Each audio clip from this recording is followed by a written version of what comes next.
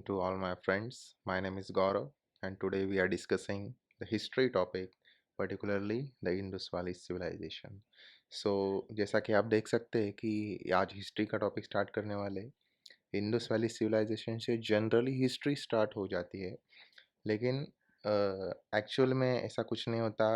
History start करने से पहले हमें बहुत सारी चीज़ें, मतलब बहुत सारी नहीं, मतलब कम से कम बेसिक चीज़ें जो कुछ होती है वो समझ में आ जानी चाहिए। जैसे कि टाइमलाइन कैसे डिसाइड होती है, कि बहुत सारे स्टूडेंट्स को टाइमलाइन में प्रॉब्लम हो जाती है कि टाइमलाइन कैसे हम याद करें। हमें समझ में नहीं आता है कि सर ये टाइमलाइन याद कैसे करें, 300 बीसी कब आता है या फिर एडी कब आता है। तो ये कुछ पॉइंट्स है, ये आपको याद होने चाहिए। सो हम थोड़ा सा उसके बारे में बात करेंगे और उसके बाद डायरेक्टली जो हम अपना टॉपिक है आज का, हड़प्पन सिविलाइजेशन हिस्ट्री का, इंडस वैली सिविलाइजेशन भी हम जिसे बोलते हैं, वो टॉपिक हम स्टार्ट करेंगे। आफ्टर स्टार्टिंग द टॉपिक मैंने ये अपने हैंड रिटन नोट्स बनाए हैं। So these notes are very useful for your all the examinations which are related to the history topics, means just like CDS exam या फिर UPSC prelims का जो exam हो सकता है।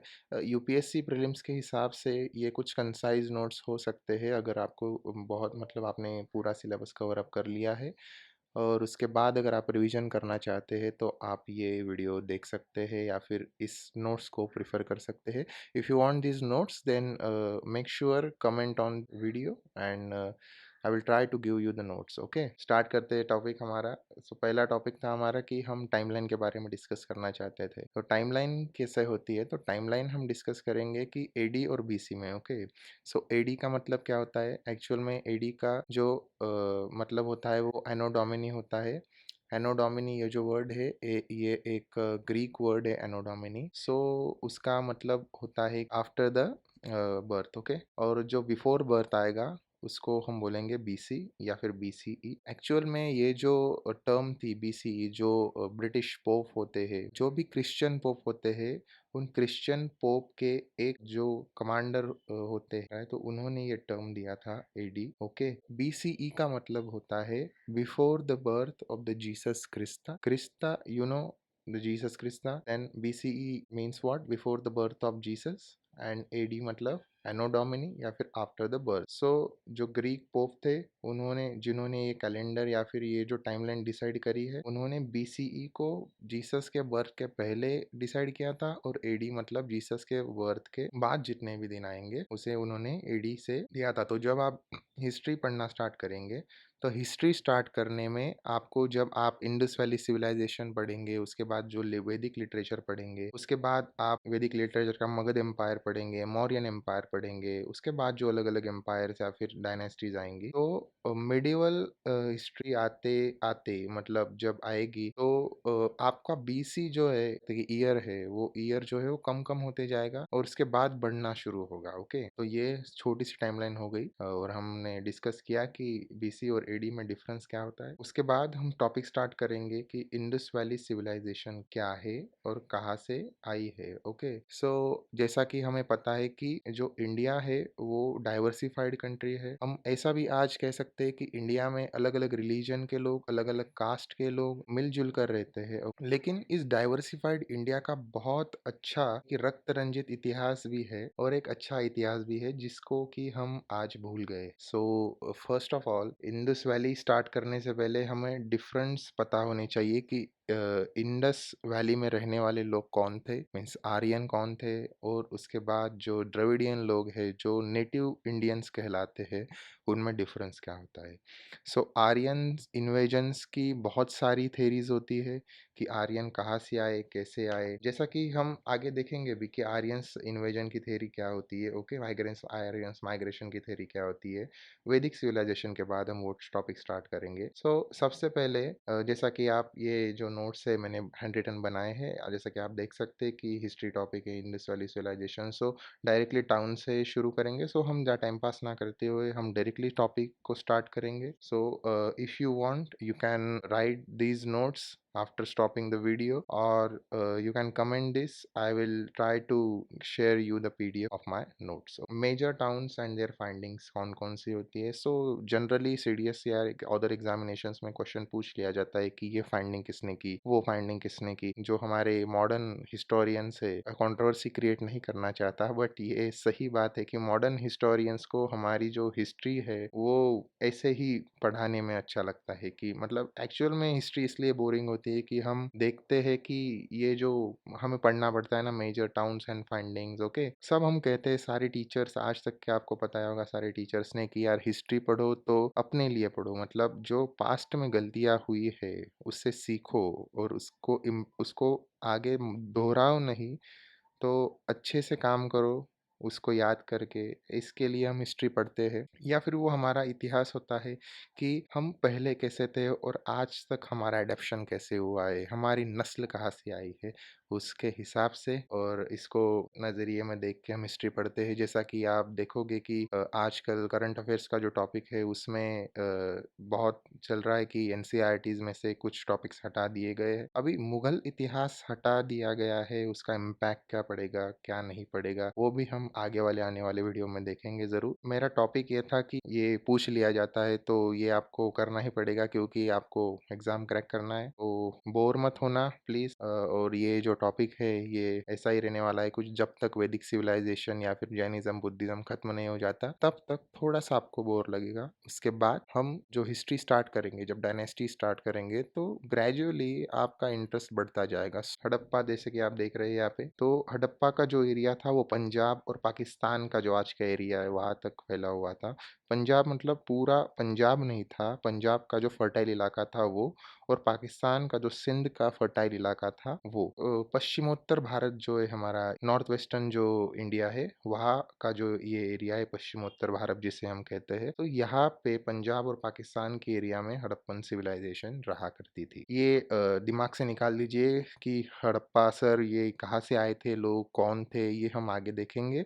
सो अब बस अभी इतना ही फोकस कीजिए कि ये जो अपन सिविलाइजेशन के लोग पाकिस्तान और पंजाब के इलाके में रहते थे, ओके। उसके बाद जो टाउन्स थे वहाँ के, तो ये जो सिमेंट्री आपको दिख रहा है, so don't be confuse about this name symmetry HNR37, ये जो वहाँ पे जो ग्रेवयार्ड मिले थे उनके बस नाम है, इसका कुछ आपको याद रखने की जरूरत नहीं है, कुछ पूछा नहीं जाएगा आपसे। कॉफिन बरियल, कॉफिन बरियल यहाँ पे जो लिखा है मतलब हड़प्पन सिविलाइजेशन में हमें कॉफिन बरियल भी मिलते हैं। अभी ये कॉफिन बरियल का जो मैंने लिखा है यहाँ पे, तो इसका हम रिलेशन भी लगा सकते हैं कि जो हिस्ट्री में हम या फिर हम कह सकते हैं पुरातात्विक विभागों में जो रिसर्च होती है वो रिसर्च किस बेसिस पे होती है, ओके।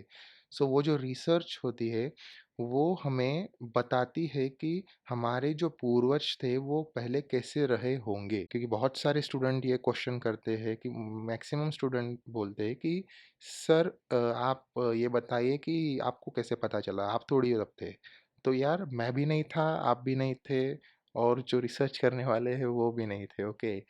लेकिन ये सब हमें पता चलता है कि वहाँ पे जो सिविलाइजेशन थी उनके जो अवशेष वहाँ पे हमें मिलते हैं उनके हिसाब से कार्बन डेटिंग करके, अभी कार्बन डेटिंग क्या होता है वो भी बताऊंगा मैं आपको। सो वो कार्बन डेटिंग करके हमें ये पता चलता है कि ये जो पुरातात्विक अवशेष है वो कितने साल पुराना है, और उसके हिसाब से हम उस पुरातात्विक विभाग पर या फिर वो जो स्थान होता है उसका अंदाजा हम लगाते हैं कि ये कितना पुराना हो सकता है। और उसके टाउन्स या फिर फाइंडिंग्स को लेकर अगर हम बात करें तो हम यहाँ पे कह सकते हैं कि हड़प्पा में जो टाउन्स थे वो बहुत अच्छे थे, मिट्टी के जो ब्रिक्स होती है वो जो उससे बने हुए थे, तो इसके लिए हम कह सकते हैं कि वहाँ पे जो सिविल इंजीनियर्स जो होते थे वो बहुत इंटेलिजेंट होते थे और घर बहुत अच्छे बनाते थे, ऐसा भी हम कह सकते थे। मतलब ये सब इमेजिनेशन किया है, इमेजिनेशन मतलब लॉजिकली, ओके, लॉजिकली इमेजिनेशन किए करने के कारण ये हमें हिस्ट्री इस तरह से पता चलती है। सो इसमें अलग अलग आपके विचार भी हो सकते हैं कि मतलब आप इस पर क्या थिंकिंग करते हैं, ओके। कॉफिन बरियल हमें मिले हैं तो इसके हिसाब से हम पता चलता है कि वो जो लोग थे वो मरने के बाद जो उनकी बॉडी थी उनको दफनाते होंगे, कॉफिन बरियल से हमें ये पता चलता है। उसके बाद जो ग्रैनरी आउटसाइड द फोर्ट। यहाँ पे क्वेश्चन पूछ लिया जाता है कि ग्रैनरी कहाँ पे मिली है, तो जो मेजर बड़ी ग्रैनरी है वो हमें मिलती है मोहनजोदारो से। मोहनजोदारो है, वहाँ से हमें एक मेजर ग्रैनरी मिलती है, और जो छोटी छोटी 6 ग्रैनरी मिली है हमें, वो हड़प्पा से मिली है। ओके, सो ये याद रख लीजिएगा, क्वेश्चन में पूछ लिया जा सकता है। उसके बाद है फैलस वर्शिप। ओके, सो जैसा कि आप देख सकते हैं, male penis in the erect form, इसका क्या मतलब होता है?